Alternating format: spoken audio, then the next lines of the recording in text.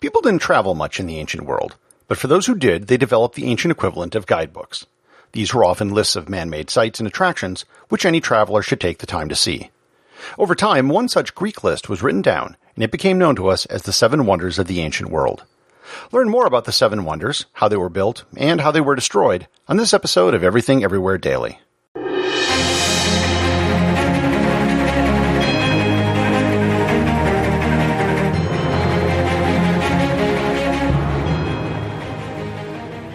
This episode is sponsored by Audible.com.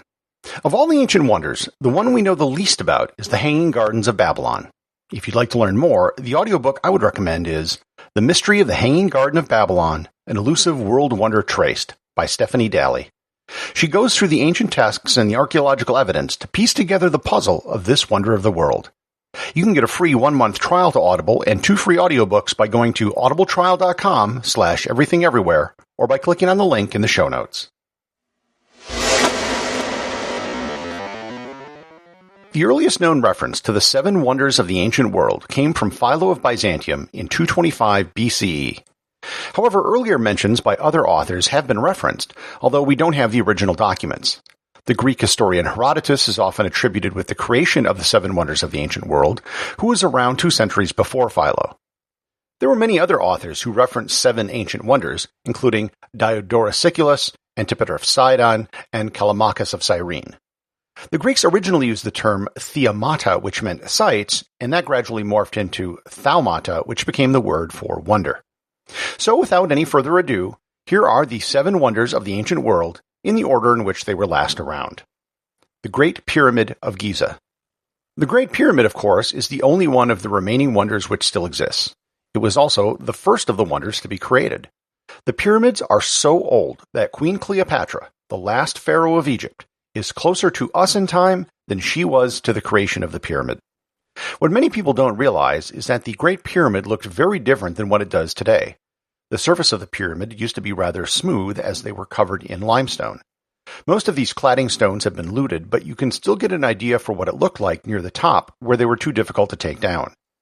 The Great Pyramid was the tallest human-built structure on Earth for over 3,800 years, until the creation of the spire of the Lincoln Cathedral in England in 1311.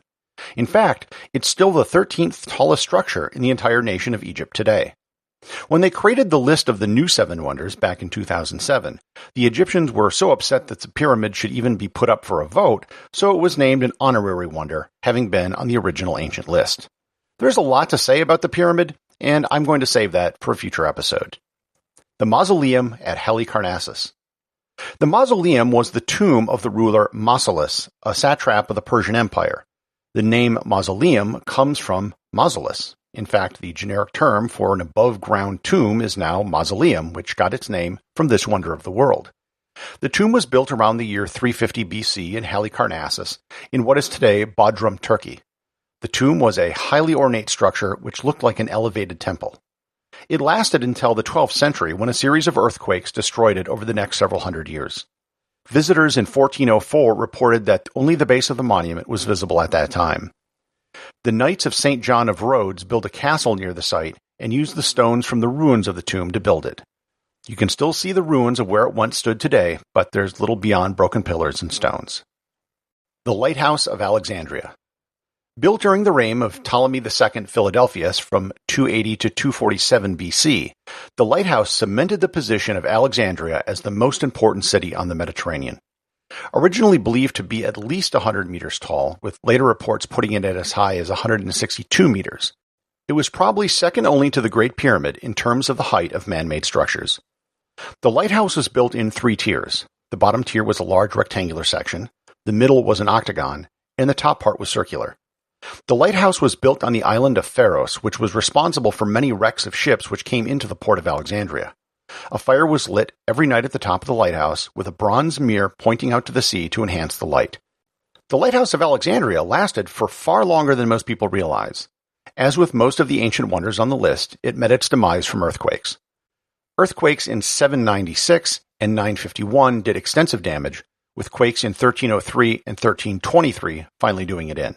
Finally, in 1480, the Sultan of Egypt tore down the remaining ruins to build Fort Katabe, which sits on the site today.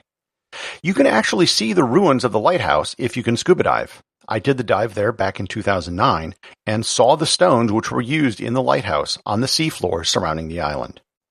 The statue of Zeus at Olympia. This was the most important site in the ancient Greek religion. Mount Olympus was the home of the gods, and Zeus was the principal god in the Greek pantheon. The statue was built by the Greek sculptor Phidias around the year 435 BC. It was a sitting representation of Zeus made out of ivory and gold on a throne made of wood. The statue lasted through the entire pagan era. Eventually, the Roman Emperor Theodosius I banned paganism, and the temple fell into disrepair. The final fate of the statue isn't known for sure. One legend has that it was disassembled and taken to Constantinople, where it was later destroyed in a fire. The Temple of Artemis at Ephesus. It is believed that there were 3 different versions of the temple, with it having been totally rebuilt twice. The first temple was built back in the Bronze Age in prehistory. It was eventually destroyed by a flood in the 7th century BC. The next temple, built in 550 BC, was the one which was immortalized as a world wonder, and it was built by King Croesus, who was, according to legend, one of the richest men in the world. The temple was the largest Greek temple at the time, measuring 377 feet in length, 180 feet wide, and had 127 columns. It supposedly was the first Greek temple to be made of marble. It was famously destroyed by arson by Herostratus, which I detailed in my previous episode on Damnatio Memoriae. Supposedly, it was burned on the day that Alexander the Great was born. The final version was built after the death of Alexander in 323 BC. It survived about 600 years until it was finally destroyed during an invasion of the Goths in 268 CE. The site of the temple was rediscovered in 1869, where excavations showed evidence of all 3 temples. The site of the temple can be visited today, although there is very little to see. The Colossus of Rhodes. I personally think this would have been the wonder I would have wanted to have seen. It was a giant statue of the Greek god Helios built on the harbor on the island of Rhodes. The statue was built with iron bars inside and brass plates which made up the exterior. The height was approximately 33 meters or 108 feet, which is about the same size as the Statue of Liberty. The statue only lasted for 50 years, and it was destroyed by an earthquake in 226 BC. Surprisingly, the ruins remain in place for almost 800 years until they were melted down by an invading Arab army. The ruins were a great attraction for many years. The Colossus of Rhodes was the inspiration for a Colossus statue of the Emperor Rome in Nero. The location of the Colossus was where the Colosseum is today, and that is how it got its name. It was also the inspiration for the Titan of Braavos on the Game of Thrones.